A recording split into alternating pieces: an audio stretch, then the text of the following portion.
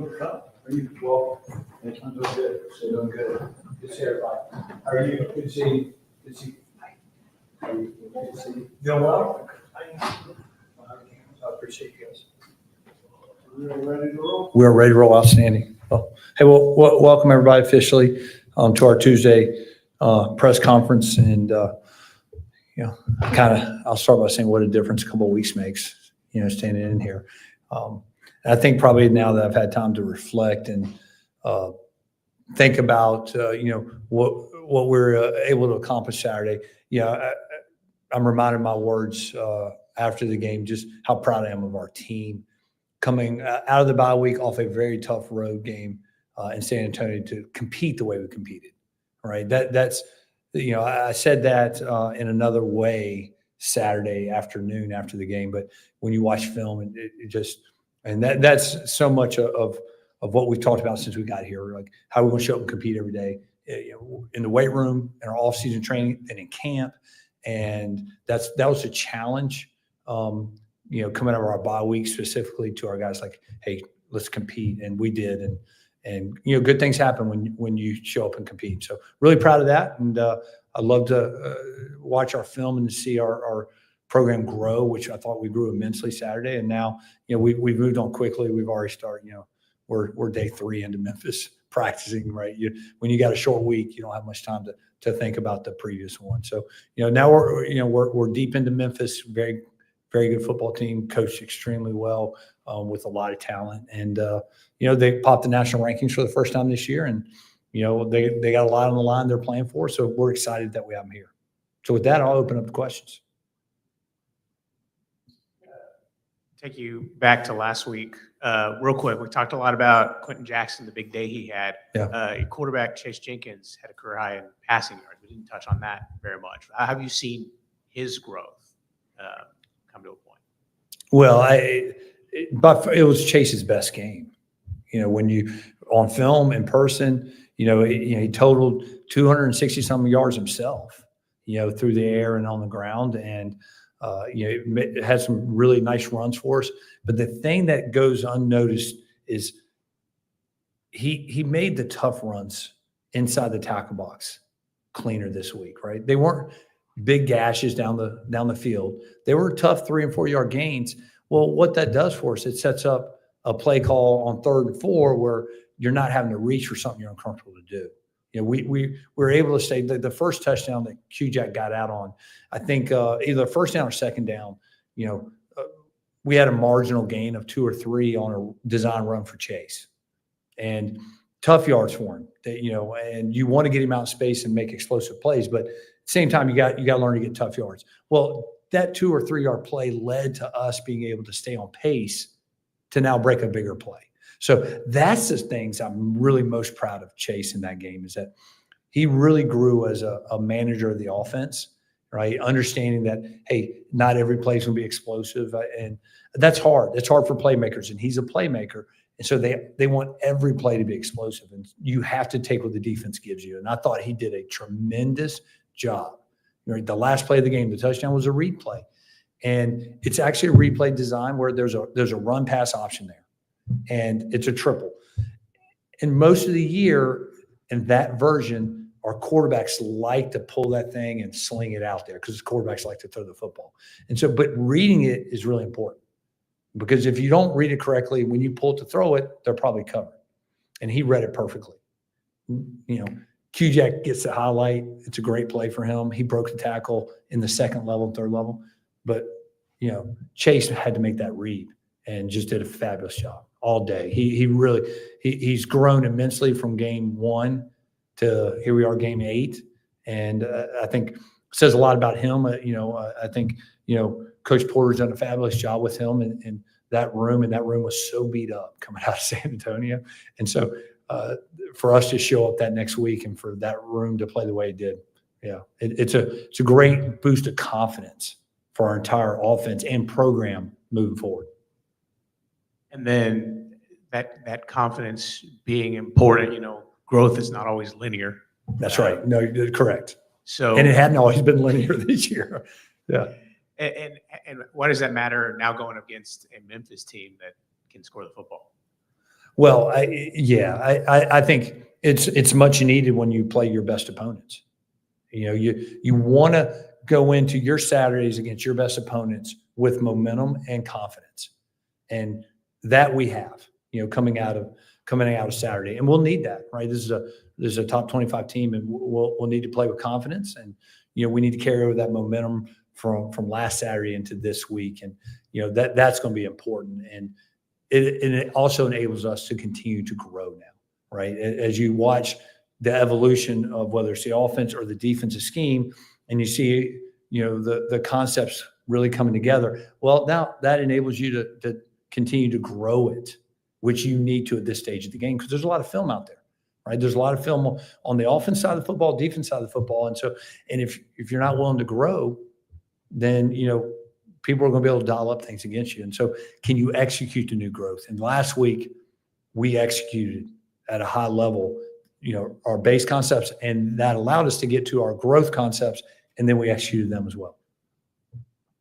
Coach, you talked about everything that I was going to ask you about in terms of growth and how the team is feeling. Now, I do want to ask you this, though, in terms of Memphis, with them being the kind of team that they are, what is it about them that makes them really good?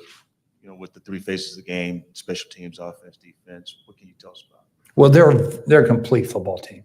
And for me, it starts kind of two areas. They run the ball really well, and they defend the run really well, right? And I think whenever you do that, you give your program a chance to win a lot of football games, and they've done that. They're an established program. Coach Silverfield's done a fabulous job, right? He's the longest standing coach in our conference, and he's won a ton of games. There's a lot of 10-win seasons around them, and so the formula of running the football, establishing a run game, defending the run. Once again, it's not sexy out there when you talk about it, but it gives your program a chance to win a lot of football games, and he's done that. And that's what jumps off tape to me. That they're very well rounded. Okay, they're good in every phase, but they do a great job of defending the run, and they do a really nice job of running the football. They can put points up, but they do a really nice job of running the football. Obviously, they're very tough, very physical. But you saw that Saturday. Does that give you a different level of confidence going into this game because of what you saw against UConn, that they can defy the odds, if you will? Well, I think for us, you take momentum out of each Saturday, you win a football game against a quality opponent. And UConn, a quality opponent, we all know that, and it was a physical game. And we saw our physicality win out as that game went on, right? And you love that. So this will be a different challenge because it's in conference, right? They're not built quite like UConn. I thought UConn, they wanted to be balanced. They did, but they want to be balanced by so they can throw the football, right? That's what we thought, right? They want to be balanced so they can throw the football. I think Memphis wants to be balanced so they can run the football, and so there's a different mindset to that. They both work. So, these challenges will be different. They're built different up front, especially on the defensive side. They're bigger than what UConn brought to their front. And so, we got to be ready to be at our best, on a short week. And I think, as always, on all these games, when you get this late in the season, you got to focus a lot more on you than your opponent. Like, are you growing? Are you ready to play your best football? Are you ready to be elite when that next game day hits? And then you talked about them being able to run the football. They like to use their quarterback a lot in the run game. How does that kind of change the calculus of how you do things? Haven't played a ton of mobile passers this year. No, I kind of think about Houston a little bit, right? When I think because Houston, we knew now, and I think they're using him more in that role. I think than ever, but we knew they had those concepts, and we knew that he could hurt us running the football. And it's the same way. They have design runs for him. They got some read schemes for him as well, and he'll take off in their passing game.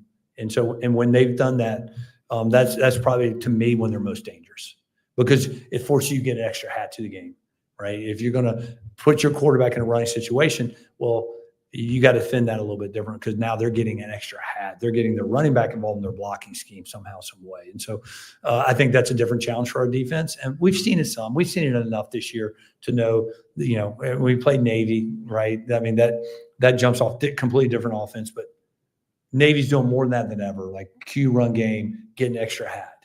And so, we're going to have to be great tacklers. We're going to have to be physical up front, and we're going to have to limit the big play. To me, right, that's the key to Saturday. Like, how do we limit explosive plays, right? And can we control the football? Can we control the tempo and the pace of this game? I think, and I think they want to do the same. When you look at them, I think they're okay with long drives and driving the field, right? They'll shoot for explosive plays. So, but we do need to limit the explosive plays, and when we can do that, right, then we give ourselves a chance to be successful. Is that it? All right. Oh, yeah. I know in the first year you're kind of trying to set a standard and everything. So are you kind of happy with where the team sits? Or do you feel like you're kind of getting there? Where you kind of stand? Where you are setting the season? Yeah, so I don't know if a coach is ever really happy, okay, where his team is, right? Where you're always trying to pursue, the next level. If you reach one level, you're trying to reach the next one, right? So you get a big home win against a quality opponent. Well, I don't think a coach is ever happy because you want what's next? How do we get there? And so what I would tell you in year one, the things I'm really proud of, I think we have an unbelievable locker room culture. And I think that's hard to debate that at this point. When you come off 3 weeks ago when we left San Antonio, and then to be where we are coming out of UConn, that speaks of our culture and our locker room. And to me, that's base layer. You can't grow as a program if you don't have that. And establishing that year one is a must. And so that today, that I stand really pleased with our team. Like, we have a great culture. They love each other. They want to play for each other. You hear them talk in their interviews about how much they love Rice, right? Q-Jack talked about that, in his press conference and the podcast this week. He talked about the day one meetings I had with everybody and our conversation about, hey, if you believe in Rice, let's win together. And that shows up in our locker room. And it does show up when you win, right? That's easy. Culture is easy to define when you win. It's hard to define when you lose. So when you have a Saturday where things go completely wrong, how does your program react? That's when you learn the culture. And that's what I learned coming out of San Antonio, right? We came back here, we went right to work. Our team showed up, our players showed up. Everybody said, hey, that is not our standard. We're better than that. We know that. And we're going to put that in a vacuum and be who we're supposed to be. And that's exactly what we did. And so that I'm pleased with. Now, year one growth, right? You just want to keep getting better each week. You do. You want to grow each week. You want to, what does that look like? And that looks a little different probably each and every week. And so I think for who we are right now, there's definitely areas we got to continue to grow in. Okay. Who we're coming together as a program, I'm very much pleased with where we are, knowing that can grow even further. And I don't know if that answers your question, but year one, we're all looking for the big things. I'm looking for growth, right? And I'm looking to establish a football program now that you can build on as you take the next step, whether it's the next week, the next month, the next year. I've said this probably a dozen times now. We're not here to build a team. We're here to build a program. And so when you're talking about building a program, you got to think. You got to put yourself out there a day from now, a week from now, a month from now. What do you want it to look like? And for all that to take place, you got to have a locker room culture that means something, and that we have. And everything else, you got to get into it, figure out what's working for you, what's not, and how do you grow. And that's kind of I think what you're seeing now in the on the field play is us. What are we capable of doing? What we can't do. Any follow up on that? All right. Hey, appreciate you being here. Go Owls.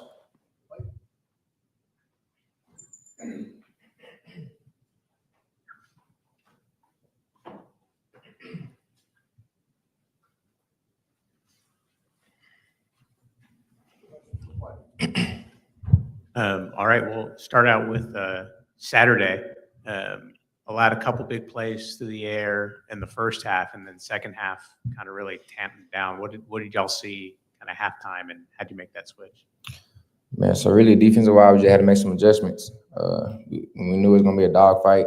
They came out first play and scored a long one on us, and we can hang our head on. It's a long game, so we knew that coming into the game. That good team had a great receiver, great quarterback, and at halftime it was just us versus us. I feel like at that point, wasn't really nothing they was doing. Just some things we had to fix defensive wise, and man, we came in, made some judgment. We came in ready to play. So that just speaks a lot of volume about our team and about the resilience we have. And man, looking forward to this week.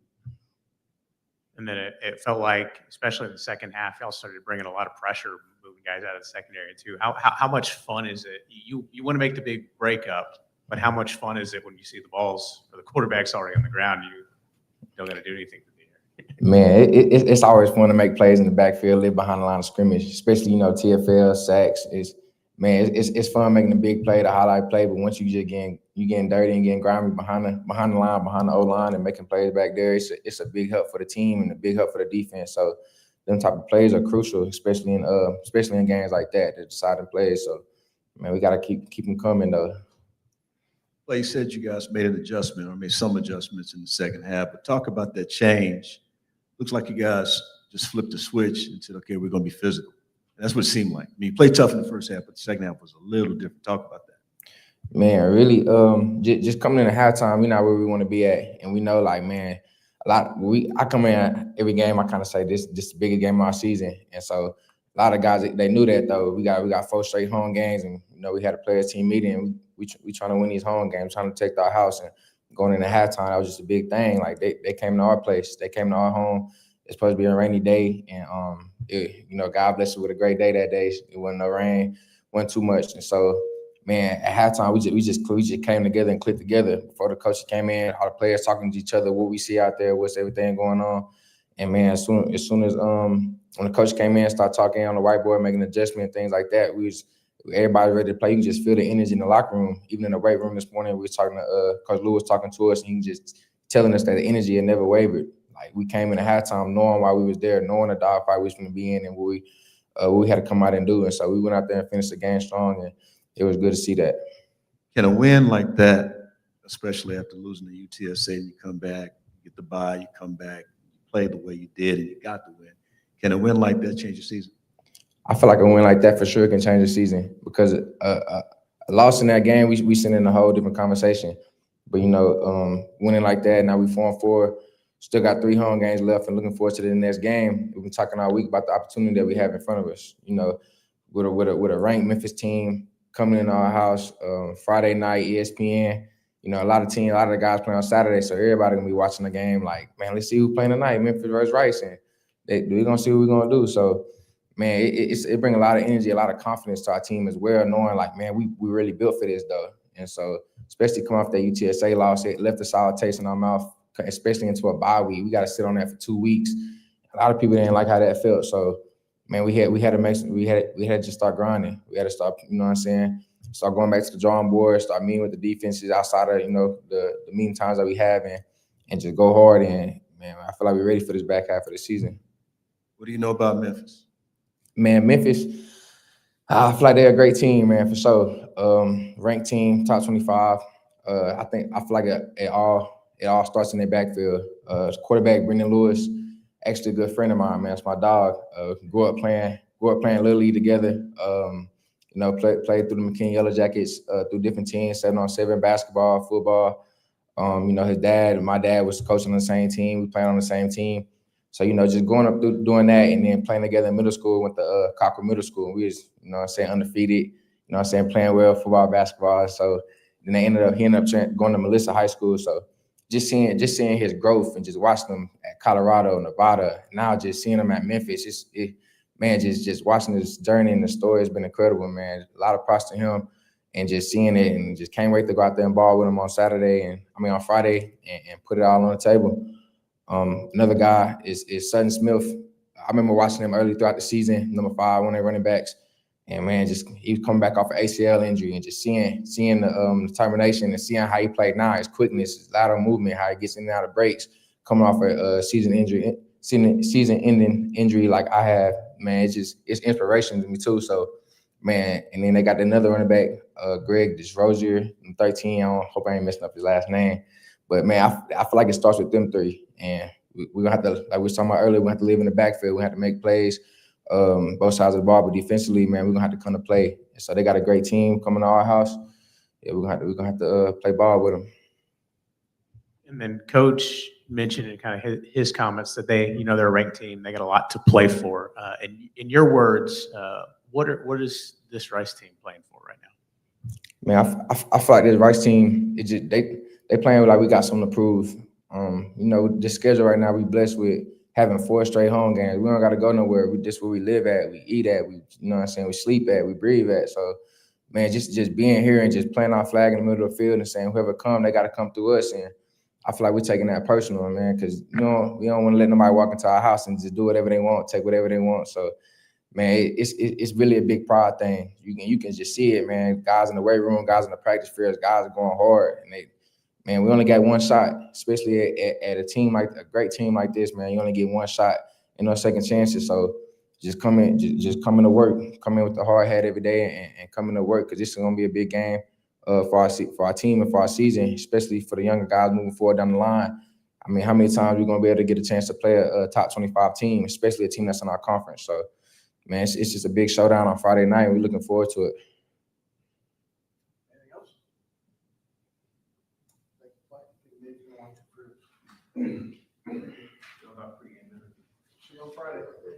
Thanks, guys. Appreciate you guys. Thank you. Thanks, Coach. Good job,